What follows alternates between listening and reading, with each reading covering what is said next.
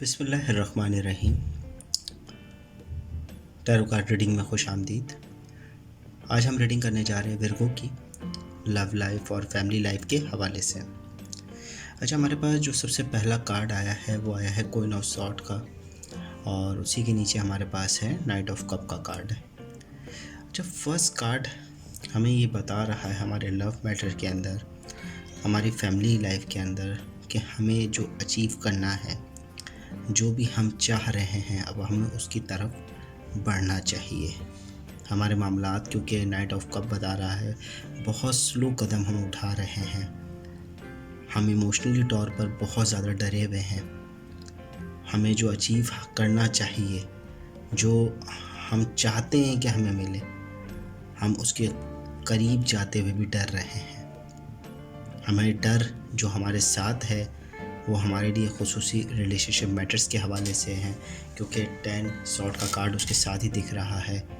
कहीं ऐसा ना हो कि हमारी लव लाइफ हमारे हाथ से चली जाए।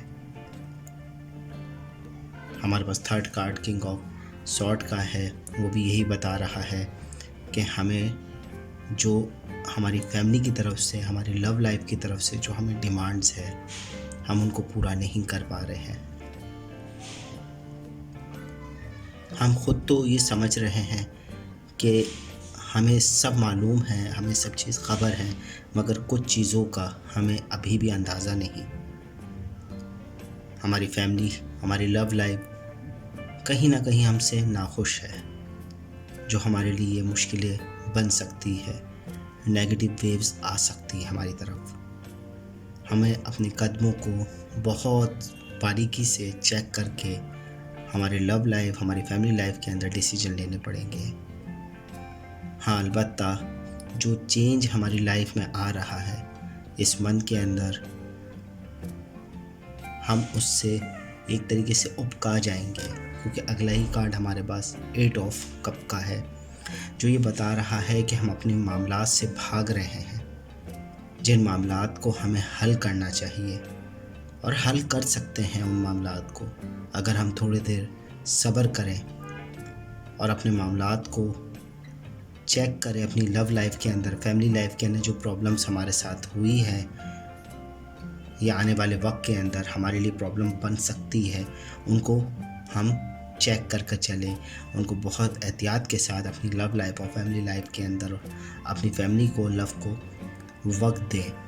क्योंकि जजमेंट का कार्ड है हमारे पास 6 कार्ड, वो यही बता रहा है कि कुछ फैसले हम लेंगे जिनके लिए हम डर रहे हैं, हम जिनके बारे में अपने दिल में तो सोच चुके हैं कि हमें ये करना है, ये हमारी प्लानिंग है, मगर जो टेम्परेस का कार्ड यही बता रहा है कि हम कभी कदम आगे बढ़ाते हैं, कदम हम कभी पीछे करते हैं, जबकि ये फैसले हमारे लिए फ़ायदा मंद है।